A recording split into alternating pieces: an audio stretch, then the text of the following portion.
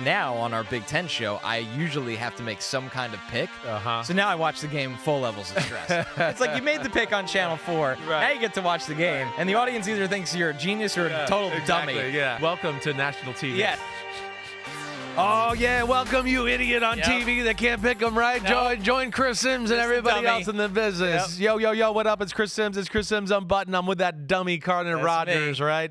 It is the worst part about it being, putting yourself out there. You got to do it. You got to. That's I the mean, game. I have finally got to a point in my career. I used to get bent out of shape on Sundays. Oh, where I games still I do. had my best bets and stuff. And even picking games where, like, I would notice I'd start the Football Night in America show and be like, what's wrong with me? And be like, I'm still pissed that team didn't win and cover. And I told everybody this week this was the lock or whatever else. Yep. And I finally have gotten to a point where it's like, okay, It's like, football, I can let like I used to as a quarterback. Like you throw an interception, I go, all right, just on to the next play. Yeah. We'll keep reevaluating. We'll keep going to work. We'll try to get better. I'm trying to get there by October. We'll see. I'm still wearing it right now. We'll see. If Jeremiah Smith wins the Heisman or John Mateer wins the Heisman, that'll count. That'll like give me cushion for 2 years. Oh, well, that would be amazing. Yeah. And I would right now. They're in the leader house. They're right there. and they'd be my favorites right yes, now. they're right there. I love them. And I got to see Jeremiah Smith in person this weekend at Ohio State. I heard you talking about him. Freak show. I mean, Freak special, show. right? Like Yes. special. I mean, first off, looks like he could play linebacker. It's insane. It's insane. Like Not he's going to supposed have to to look- worry yeah. about how much he lifts weight because Right. if he lifts too much weight, you're going to be like, you're the Hulk. You can't play receiver and be the Hulk. He's truly incredible. And then what's crazy, his speed is deceptive because he's got these big, powerful strides. So it's not this fast like hamster wheel turnover, and he just covers so much ground to Was where T.O. like that? T.O. was a little like that for sure. That was the only person I thought of right away where I was like, man. Yeah, that Where was an experience. it didn't look like everyone else. No, That's yeah. always like my thought Yeah, on it. Like, yeah. oh boy. T.O. and Randy Moss was the same way too. Right, yeah, Long Randy. strides where you're like, it looks like they're running easy, but everybody's getting left in the dust. Like it's easy for him. He's a freak. All right, we got plenty today. Referee gray areas, because there's a lot of controversy right now about a couple different ref situations in the NFL. We're going to talk really tush push and maybe the false starts on that. Cool. Plenty to get through, though, and we're going to cover a lot of ground as we start to look towards the week 3 already, which is insane. Yeah. I want to start with the tush push, though, specifically here, Chris, because this is something where it is a gray area in officiating. And we got to hear from Chris Jones after the Eagles game where he said, you can't get all the calls right just because we see it. Sometimes the official is 15, 20 feet away, and sometimes they can miss those small things. We think he jumped multiple times. The official didn't see it, so it wasn't called. We just got to play the next down. Yeah. Nick Sirianni was asked about the potential false starts on tush pushes as well that aren't called. He had a little bit more of a long-winded roundabout explanation. You could do that with a lot of plays on football and slow it down. Like the referees have a hard job. They have to make split-second decisions that are happening at this speed. And so sometimes it's like you see that sometimes with like pass interference too. They slow it down where it's like really slow with the remote. You're like, well, yeah, this one, you can see that it might be on this. So, but we know we have to be perfect in that setting. From my bird's eye view, it looks like a false start. I just got to be honest. It was. I felt like a hair more egregious than usual in the last game. This was the first time where I ever felt like, hey, you probably should have called that one. In Yeah. previous ones, I'm like, I think they're just timing it perfectly Right. and they're going within the rules of the game. It's interesting. First off, I think it's ironic, don't you think, that the Chiefs are talking about. I mean, we for 2 years talked about a right tackle for the Chiefs getting off before the rest of the football team, right? So I just think that's funny again because the Chiefs benefited from that for quite some time, and everybody thought the fix was in by just letting them do it. And I think that one's more egregious than this. You probably right now where Nick Sirianni, he makes 2 good points here. First off, I agree. If you really slow things down, set hut. All right. Set hut, blue 45, set hut.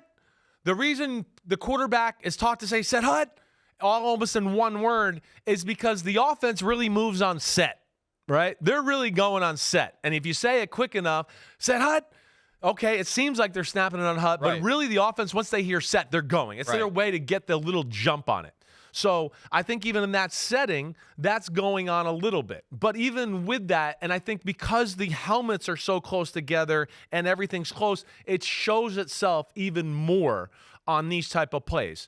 On top of that, I think in this game they got off a few times, like even more than just a set hut, where I was like, damn, they started this and he was already moving, right? So I do think the NFL is going to have to jump in here a little bit and coach the refs up.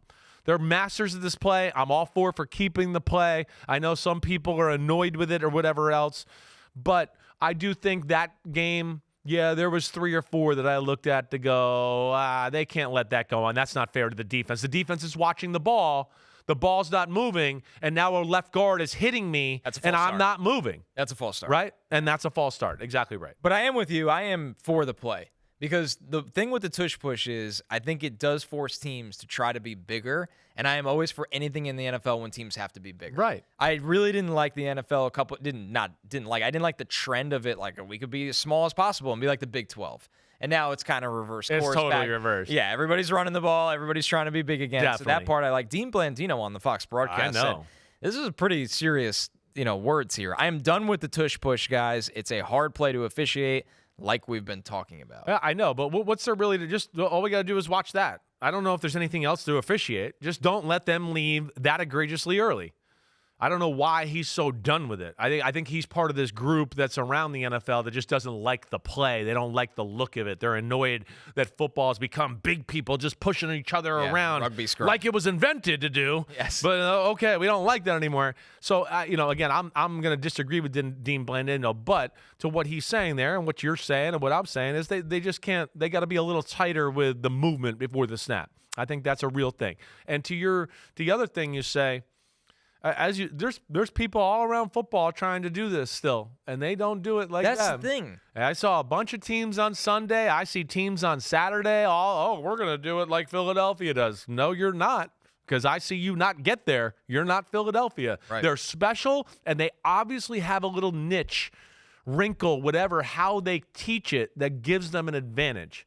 And they keep that very close to their vest. They don't tell many people what it actually is. And I don't really know what it is either, but it's the players. They have perfected it, and damn, they're good. And Jalen Hurts squats like 600 pounds. Exactly. That finishes it off. If you want to be a quarterback that's asked to do this, that's a good place to start. One time, Chris Jones jumped over the pile and was on his back, but now his feet aren't on the ground, and Jalen just took him in the end zone. Right. It's really tough. You got to send a linebacker over the top and try to hit them kamikaze style. That's right now. That's the only way. Really. Unless you just got some really, really big people in the middle that you feel like can kind of make it a stalemate. One thing for Blandino, he was referring to a play where Hurts could have fumbled. The Chiefs came up with the ball, but they can't see anything. That annoyed him. Right. That you can't see anything.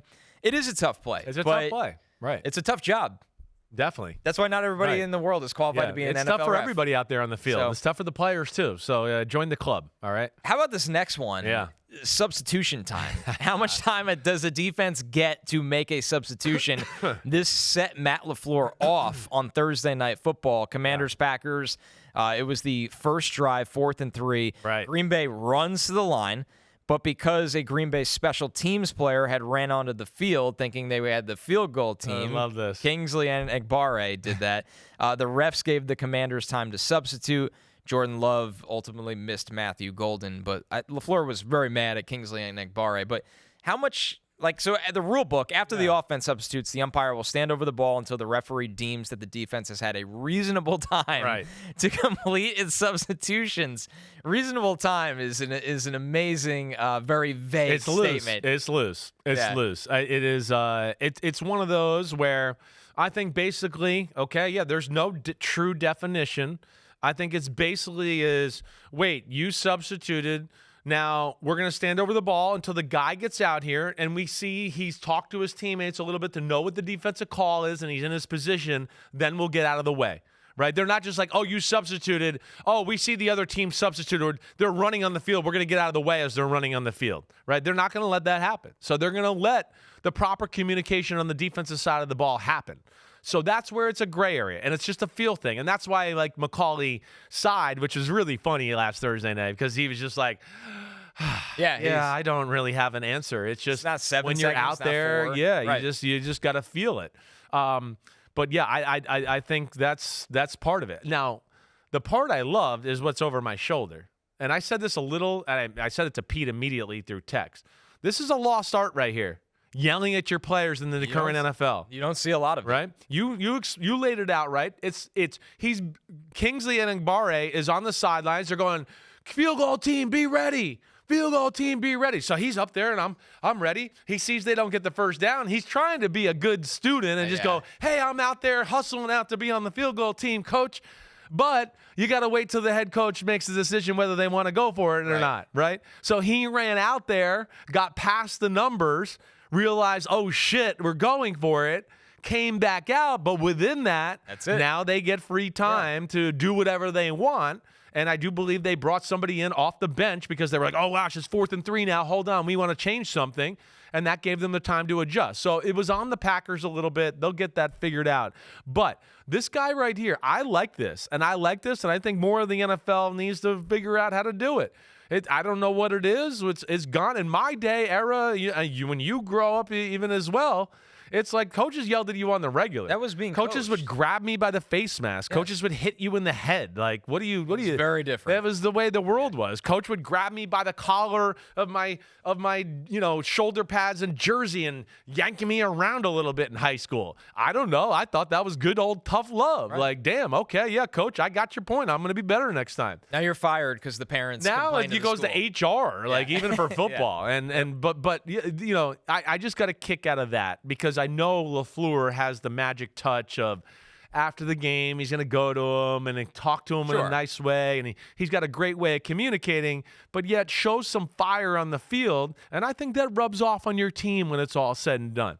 It'll make them more edgy. And I think we're seeing the Packers right now a little bit on a mission and edgy and going like, hey, it's time for us to get to the big game and get there, and we're going to win it. And I think you're seeing that urgency out of that organization. I think LaFleur's had enough double-digit win seasons without the trophy. Right. That it's like, okay, that doesn't mean anything to me. And that's why they went in on Micah, because they're like, we know we're missing this. Let's do it. Let's make it happen. All right, one more, Chris. Yeah. How tightly refs call delay of game. This is one that I think understandably drives fans nuts because they're watching the game. They see the clock hit 0. The ball still gets snapped. Sometimes they don't call it. On the inverse we had during Giants-Cowboys, Dallas faced a 4th and 5 on their own 43. Dak slowed it down. He snapped the ball right as the play clock hit 0. The refs immediately whistled delay game. Kind of felt like a tie. And a lot of times when you're watching a game when it's a tie, it's not called. They got the snap, the go. They got the play go. You've experienced this 9 million times in your football life, snapping the ball. Right. And I'm sure plenty of times where it's close. Do you think this is an inconsistent call? It's definitely inconsistent. Right. That was very inconsistent. I said live at the time, I was like, oh, man, they would letter of the law there. Like, he said set hut, it went 0, and they were like, nope. And like you said, it's usually, it's 0, set hut, and you still get the snap off. Hey, it's double zeros, said hut, and they're like, okay, keep running the play. Always. Right? So, yeah, that was definitely inconsistent there. And they tell the teams you usually get an extra tick. We see 1 double 0, then we look back at the ball to see if it snapped, and that usually gives you an extra count to do it. The quarterbacks are still trying to beat double 0, but like when you're in the situation there, right? You don't beat it sometimes. You see double 0 and you go set hut. And you just start going and you go, hey, I got it off. Like, know you're given that leeway. So there is that feel there.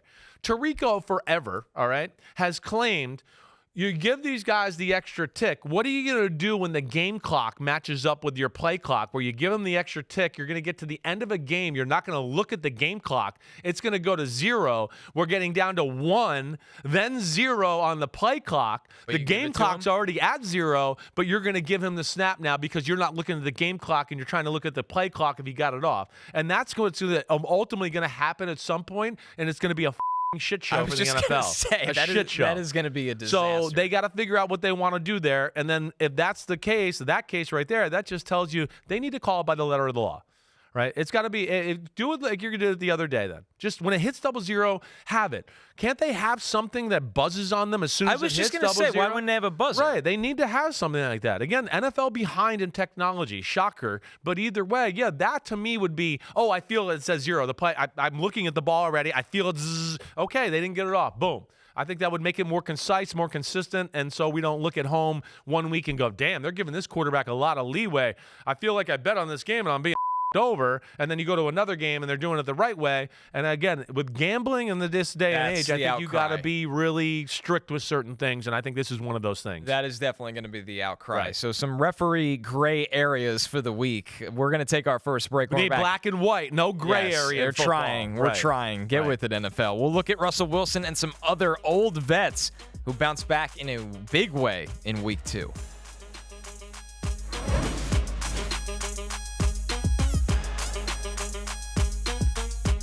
Big Ten Saturday night. Look at this lineup right here. Maryland, Wisconsin at 12 noon Eastern there. Purdue versus Notre Dame, 3:30. Notre Dame trying to get on track here, Chris. But then the big one at 7 p.m. Eastern. Yes, both ranked teams. Illinois in the top 10 travels to play at Indiana. Yeah, that's going to be good. That could decide which of those two teams has a shot to sneak into the college football playoff. Going to be an awesome atmosphere at Indiana. Yeah, I'm pumped for that one. But back to the NFL. Rookie of the week. Second week in a row. We're going to keep this rolling. Rookie of the week is not a guy. It's an entire unit. The Falcons totally rebuilt their defense with rookies. Definitely. Jalen Walker had a sack, and it was a great move against the left. It really was. Instant win. It really was. James Pierce Jr. had half a sack, and he's been racking up the pressures. Xavier Watts, who's tied for the defensive lead in snaps for the Falcons at safety, he had an interception. Billy Bowman, who's been playing a lot of snaps, notably as the nickel, had a beautiful interception along the sideline. Big dividends paid for the Falcons with this group. Huge. Right, I like James Pierce, so I'm not shocked with this. Jalen Walker was the one that I questioned. I know you liked him more than I did. Yeah, but I definitely had one. I was wondering what would be his fit. Right. So, and I think they're still trying to figure it out, but just in the front 7 maybe is the answer. Well, exactly. Yeah. Like we talked about on yesterday's pod, where I don't love the way Ashton Genty looks. Right. Again, I'm not trying to make an end all be all statement right here. Just look test. Do I like what I'm seeing right now? Yeah, Jalen Walker's definitely one after watching that game on Monday night. I didn't get to watch it on film yet, but I looked at it live and went, I might be wrong about that, because that looks explosive and he looks strong as hell. So yeah, impressive there. James Pierce, I caught him a bunch in week 1, and I've always liked his skill set there, and he does pop. Again, athletic, long, moves well side to side. He's twitchy. So yeah, pumped there. Billy Bowman is the one that I'm most pumped, proud about. Yep. Pete will tell you, I loved him coming out in the draft. I knew he was kind of played out of position a little bit at Oklahoma. Right. And you can see he's a freak of nature. The cover skills are It's a freak of nature. Ball skills for Ball days. skills, Yep. explosive as hell. I mean, what did he run? 4.31, something He's like fast. that? It's fast. You could see he's got thickness to his I thought he body. got bigger. He didn't look like that at Oklahoma. He is taken to an NFL weight training program. Maybe. I think he's a freak of nature, one of those guys that's just he's going to get big every year. And if he lifts a little weight, it's watch out. He looks awesome. He looks awesome. Already looks like one of the better nickelbacks in all of football right away. And then Xavier Watts, another one where I wasn't quite sure. Right. But the brains, the instincts, the That's great his game. hands. Yes. Right. And then, not that he's bad. I was bad in coverage. I just was it wasn't great. But he's certainly good enough, and he's tackling too. So they killed it so far the way it looks. And I got on them a little bit for what they traded to go up and get in James Pierce. It was heavy. Yeah. It was a little more than I think anybody would have expected. But it's paying off for them right now. Really paid off. I haven't seen the Falcons play that style of game with their defense where they won it on the back of their defense. Yeah, I know. It's a new age. They got something going on in their defense. Their defense looks real. It's their offense that we're going to sit here and continue to question that I'm just not sold on yet. No, not about the talent or anything. It's the system itself. Yes. I just don't know how much I love. And we'll see where that goes. How about the name for this segment, Chris? Still kicking. Still kicking. We're going to look at some old guys in the NFL that really turned back the clock in week 2. Chris, I'm going to have you rank these guys. I like it. 1 to 6. We'll go player by player. Yep. And I'll list the group. Russell Wilson, Tyreek Hill, Cooper Kupp with a really strong week 2 after a disappointing week 1. Trent Williams, the same. Joey Bosa got going for the Bills. And Calais Campbell, who's just ageless at this point. Let's start with and I want you to rank them not by what they did, but what is actually sustainable. Right. What's not a flash in the pan, but no, I think this guy can do this for this team this year. Russell Wilson turns 37 years old in November. He was flat out bad in week 1. We had that combo. In week 2, he goes nuclear, 450 yards, 3 touchdowns. Yes, a tough loss for the Giants, but at the end of the day, Russ kept them in this game for the most part. What'd you think of Russ's performance? And more importantly, do you think this is something that he can keep up? Well, the performance was amazing. If we were just going to rank performances, he'd be 1 for this week, right? Sure. I mean, that was awesome. It was right in his wheelhouse. I get to drop back. I get to throw bombs down the outside of the field. I don't have to throw a ton of balls over the middle into tight windows and do all that. Oh, wait, I'm really protected well for a lot of the day because Dallas wants to stop the run. So I'm back there, and lanes are easy to see. I'm deep back there, so that all suited him. He looked really good. But like as far as sustainability, no, he's not number 1. Number 1 is Tyreek Hill. Tyreek Hill, to me, I mean, come on. This is not a genius. You guys watch football. He's still got 3 rockets up his ass. He's still like one of the most explosive, if not the most explosive guy in the sport. So, like, we can question how much it'll be every week, but as far as a headache for a defense and still being a number 1 target and being scary, yeah, I'm still going with Tyreek Hill there. The other things about him are not really him. It's like, will Tua hang in there and throw the ball down the field? Will Miami, play well enough to be able to give him the ball enough, right? But I have no questions about him. Number 2 is going to be Trent Williams. I'm going to go with Trent Williams. Worry about the health and the age and all that, but when all things are go, he's still one of the best left tackles in the game. He's still big as hell. He's got great feet. He understands angles and how to block in the run game, and he also still plays with an attitude like he's still young and hungry to where he likes kicking your ass from time to time. So that's where I'll go with him, number 2. This is where it gets a little tricky. I think number 3, I'm going to go with Cooper Kupp. I'm going to go with Cooper Kupp here because what'd you see in week 2 that was not there in week 1? Week 1 was bad. Week 1, I feel like it looked like just an offense that couldn't get all together, and they were just out of sorts. I couldn't even get a feel for what he looked like altogether, right? I saw he had the one ball thrown to him where he dropped it in a big moment. But like when I watched him week 1, I went, okay, he looks pretty good. Like I like the way he looks physically running. And I think now maybe they found a little niche for him in the offense. And what I saw on Sunday this past week is I kind of looked at it and went, okay, I think he's all right. I hope he stays healthy, but he looks like he still can separate for some people. And I think that getting Torrey Horton involved helps this offense. Probably. You're probably right about that. We know Jackson Smith-Njigba's the guy. Get Torrey Horton involved and have somebody that can at least stretch the field a little bit. And Cooper Kupp, instead of being this high-profile number 2, is maybe more of a hybrid 2-3. Exactly. Right. Exactly. For a team that wants to run the ball a ton with their 2 I think that's the valid point. I would have the same exact order as you. Okay, you would. Okay. I would have the same exact order as you. I'm fascinated where you go for number 4. Yeah, number 4, I'm going to go with Bosa. Okay. I'm going to go with Bosa. But we're getting here to it's old. And like with Cooper Kupp and Bosa, really the thing I worry about, I like the way they look physically. I just worry about them staying healthy. That's why Bosa would be last for me. He'd be last just because of that. I'll be floored if he makes playing it through in December. I've had some people in this sport, even up in Buffalo, tell me he's tried to take a different approach to the offseason. Interesting. He tried not to be as muscular. He's trying to got a little more into like flexibility, take a few pounds off my body, all that. I'm going to hope that works. He's looked pretty good in the first 2 games. He definitely did. He definitely did. And the forced fumble was a big play in that football game. So 5, where's Russ going to land in He's this? going last. Okay. I'm going to put Calais Campbell. Yeah. Calais Campbell's too steady. Now, I mean, I don't sit here and expect like what we saw the other day here of like sacks and all of that. No, but he's still a really good player that can be depended on what he play. 37 snaps. As I say, for like 40 snaps a game, he's still going to be able to 2-gap. He still can push the offensive lineman back into the quarterback's face and be a force that way.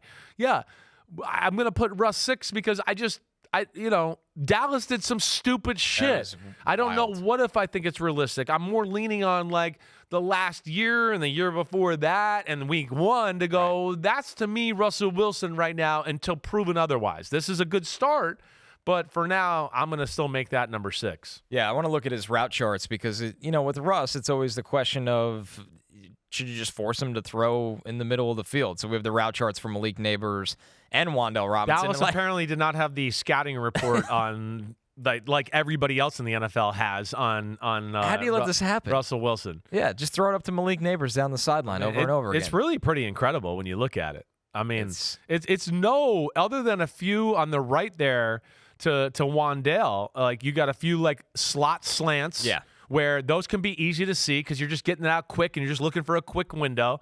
You have one little in cut on the left. And other than that, it's outside the numbers or down the field. And it is shocking that Dallas let him do that. I think, again, the stars aligned perfectly for Russell Wilson the other night. But so you would have Joey Bosa 6. I would have him 6. I'd have Russ 5th. I agree with you all the way on Calais. Go Calais. Because Calais is just good every year. Right. He's 39, and you're right about like this. The 2 sacks pop off, but he's always good against the run. He's still going to be a difference. He's not going to be a weak link and all of that. Right. Yeah. So that's where I look at that, right? Yeah. I mean, the sacks are a little much, but we're talking about sustainable, good play from what we saw. I believe in him. Yeah, and you're right. Pete reminded me your career overlapped with Calais. Oh, it's one of my favorite moments ever. Yeah. I had a Julius Peppers type moment. I was on the Tennessee Titans, and they're training camp practice, right? We're going to play them the preseason on a Saturday, but they're in town on a Wednesday, and we're going to practice against them for 2 days. And he was a rookie from Miami. And in Tennessee, you just kind of run through these glass doors and you're out on the practice field. Well, their D-line was like stretching and kind of like right there where we come out of the facility. And I came out of the facility, and I mean, you know me. I got a big mouth. Yep. I'm just excited to play football and whatever. I'm third string, right? I'm just like, and I made it. I'm still playing. I lost my spleen, whatever. And I run out there, and he was right there. And I went, holy shit, you're Calais Campbell? No wonder you got drafted in the first round. I can't believe how big you are. And he was like, on his right. He's kind of like a jolly guy. He had like, Darnell Dockett, right? He was on that D-line, and who I came out in that draft class with him. He was looking at me, shaking my head, like shaking his head, like, man, you're crazy, Simms, right? But I could not get over the size of him. He is the biggest human I'm one of the biggest you've ever seen, right? I mean, what is he, 6'8", 6'9"? I think he's a legitimate, like almost 6'9". 6'9", an easy 320, 325 in his prime. Like easy, just like it didn't look like 325. Truly incredible that way. And then, of course, has the brains and the skills and the instincts to back it all up. He's got long arms. He's fast. It's just like, it doesn't even make sense. No, it does not a defensive lineman can look like that. It does not make sense. I only did that one other time in my life, and that was in college when I ran on the field in pregame to play North Carolina and Julius Peppers. Of course. I got out there to go pat and go at the midfield, and he was right there. And I said almost the same exact thing. I went, holy shit, you're Julius Peppers? I didn't know you were this big. And he looked at me and shook his head. And Julius was always really cool, like the kind of guy that would sack you and like kind of help you up after. He was like that, and he just looked at me and smiled, like with the same look most guys give me, like you're crazy, Simms. One of the all-time NFL just specimens. Oh, specimens. Julius Peppers. Yeah, because where he's different than Calais is he's 290, but he's jacked. Right. You're like, those are the arms middle linebackers have. Great God. Right. Yeah. Like you have an ass and a hamstring like a running back, but you're 290? Yep. Like it's crazy. And like Calais Campbell, almost at 40 years old, still getting it done once upon a time. Right. Unbelievable. All right, we're taking a break. When we're back, we're previewing week 3 with our backup quarterback confidence meter. Woo. Yep. Buckle up. Here we go.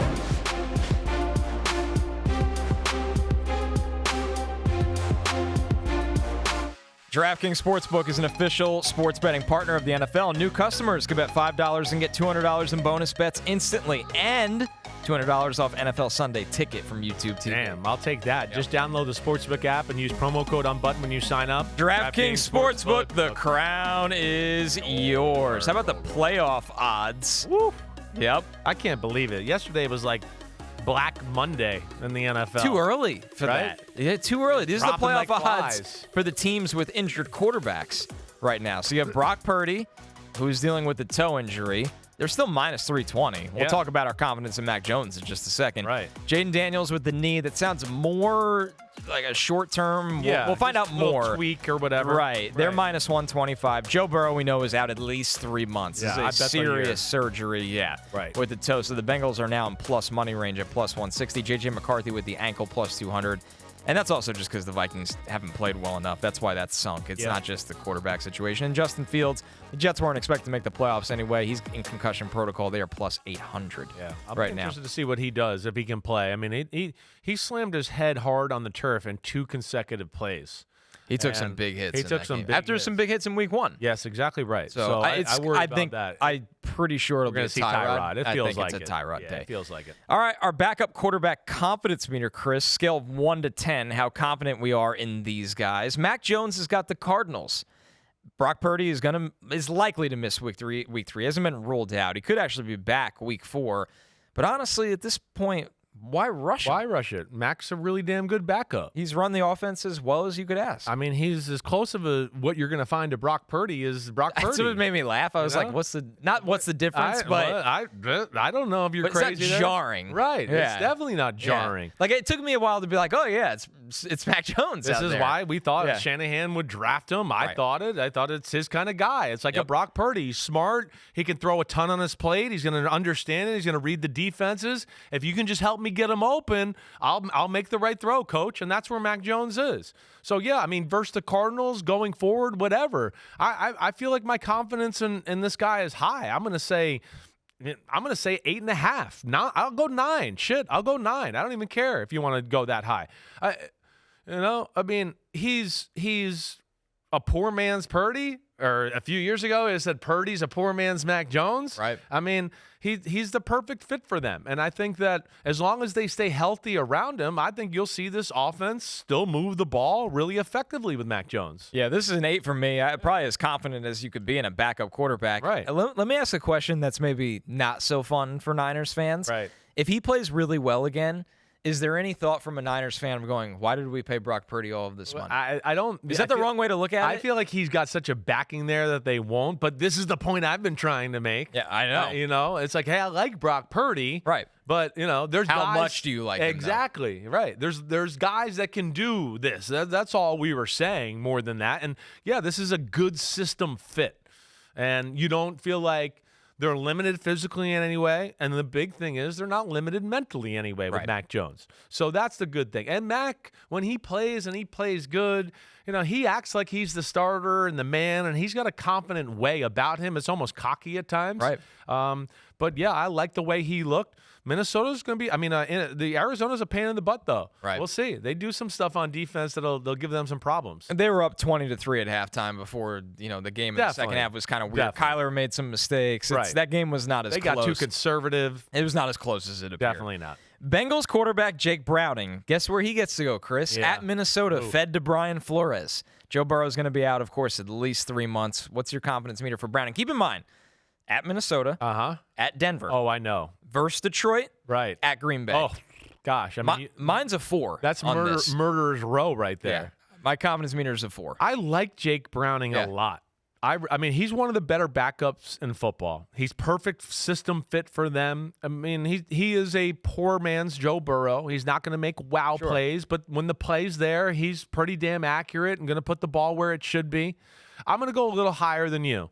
I guess maybe I'm not taking into account some of the who they're playing here. It's not a him thing with me. Yeah, it's more that. I do not like their defense. Yeah. So I'm asking Jake Browning, who tip my cap to him. He's carved out an incredible NFL career in a system he's comfortable in, to potentially be a hero against 4 teams that it's going to be hard for any quarterback to be a hero against. Definitely. Maybe not Minnesota, but I think it's going to be an uphill climb against Denver, Detroit, and Green Bay. Well, he's going to be forced to have to, put the pedal to the metal and score some points. Right.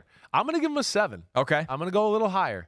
I think he's ready for this moment. I think they're still desperate enough team. I think if they lose, they will lose because of their defense. It won't be because of him. That's what I'll say for now. We'll see where that goes. He earned that after what he did to Jacksonville. Yeah, right. There's no denying. Even after a couple tough interceptions, he kept them afloat. Vikings quarterback Carson Wentz versus the Bengals. This is a weird one, Chris, because it couldn't have got much worse at times with J.J. McCarthy. Yeah.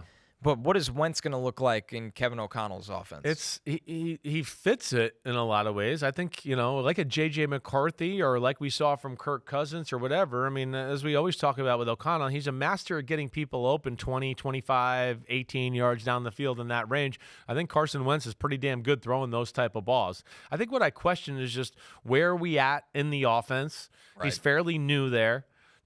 So I look at it that way. They haven't been able to run the ball. I wouldn't be shocked if his stats are good this week because like you talked about with the Bengals. But all in all, I still feel like my confidence is going to be lower with him than some of the other guys, just as far as executing the offense, making the plays, looking the part, being comfortable. And what I always worry about with Carson Wentz a little too is he can be loose with the football. Yeah. So that's where I'm going to go a little less than Jake Browning here and just give Carson Wentz a 6. Not bad, but I got to see a little bit more here. I'm going to give him a 7, and this is me giving Kevin O'Connell a 7. Okay, right. Every quarterback with J.J. McCarthy has looked pretty damn good with Kevin O'Connell. I think Carson Wentz will be fine. Not great, but fine, especially if you just find Justin Jefferson down there somewhere for sure. All right, another one here, Chris. It's probably going to be Tyrod Taylor. At the Bucs, we'll see if Justin Fields gets out of concussion protocol. Aaron Glenn says it would be hard for him to play if he doesn't practice Wednesday or Thursday, of course. This changes the offense, though. You lose a little running from Justin Fields. Definitely. I told you when I was at Jets camp this summer, Tyrod Taylor threw the ball better consistently. There's no question. I know that for sure. Yeah. Right. I mean, I knew That's that not already. Rocket science. Well, yeah. But yeah. I mean, heard the same things, was told the same things. All of that. I feel like I'm going to go 7 here. Yeah. I'm going to go 7. I like Tyrod Taylor. He does a lot of good things. My problem with Tyrod Taylor has always been just that he's a fragile backup. Right. You can't be Mr. Glass as the backup. Right, and that's what on the third string. Exactly. A lot. So that's always been my thing about it. And there was a part of my career in the media business where I always felt like Tyrod Taylor played not to lose instead of playing to win. Sure. That was always my issue. He didn't issue. throw a lot of interceptions. No, There's a reason why. Right, but I'd always be like, yeah, but there was a guy open for 20, and he threw the check down. And that was a big moment of the game where they would have been in field goal range, but he was conservative, and now they didn't get the field goal, or they didn't score the touchdown, or whatever. But the last few times I've seen him on the field, I feel like that went away. I felt like, oh, gosh, he's got a different way about him. He's a little bit more aggressive, more comfortable with what he sees. So I think they'll be able to block Tampa. I hope. I don't know. I mean, at least to protect them, to at least throw the ball down the field and throw it to Garrett Wilson. I don't know the status of Kancey. I know. That's a big one. That is a big one. Their D-line's big, and it's physical. I'm not sure I believe in any top-tier. I mean, don't get me wrong, Hassan Reddick, and I like them, but I don't know if they're top-tier scary pass rushers. Right. If they give him some time, I expect them to have some success this week. Wow, Kancey is out for the season. Yeah, torn pec. Yeah, so I knew that. Yeah, I know. It came out just a little while ago. Okay, so you were probably in here waiting for me to finish my shit. Your commercials. You missed it. When a guy leaves the game and it says pectoral, you often fear the worst. There's not a lot of it'll be all right. The guy starts doing this. Right, it's pretty consistent. It's usually always torn. You see this, it's torn. You see this, it's broken collarbone. Yes. Right? I mean, there's some telltales. And the thing with the pec, like if it's partially torn, you play it through it, it's going to tear. Right. There's no right. So that's a brutal spot. I love watching Kalijah Kancey. I'm a 7 with you on this as well.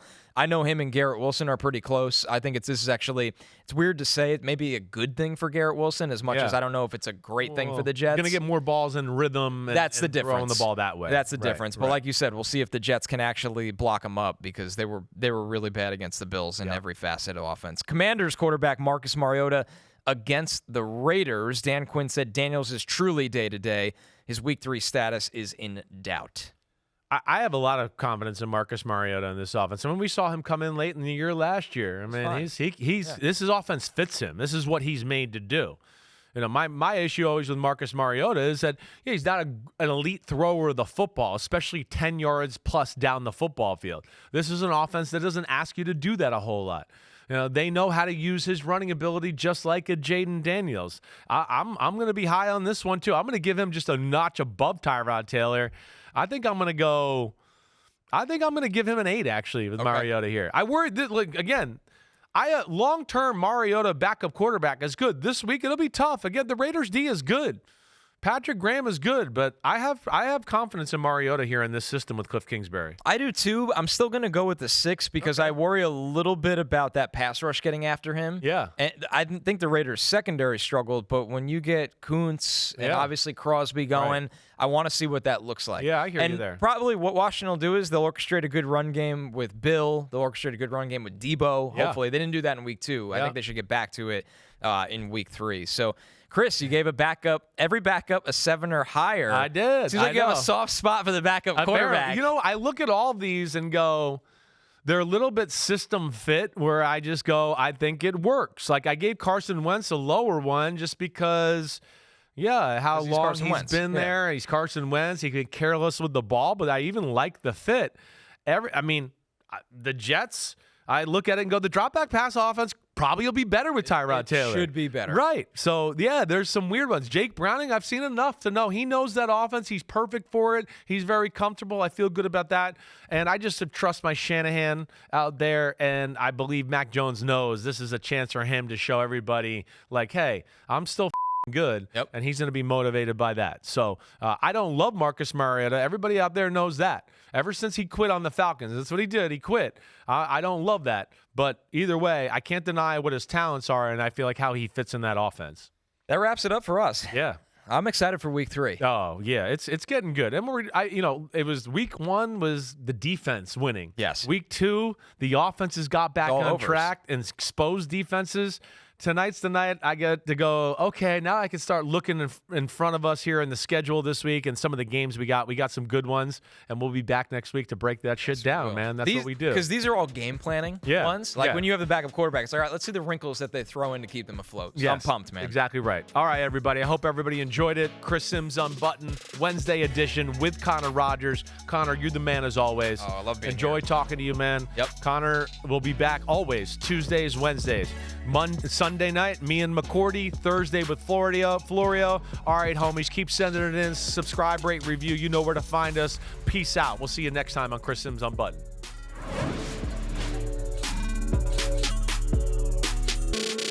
Yo, homies, it's time to watch some games. That's right. We're on to the NFL season here with Chris Simms Unbuttoned. Hit subscribe to get our weekly picks, Sunday night recaps after every game, and much, much more. Thanks for watching.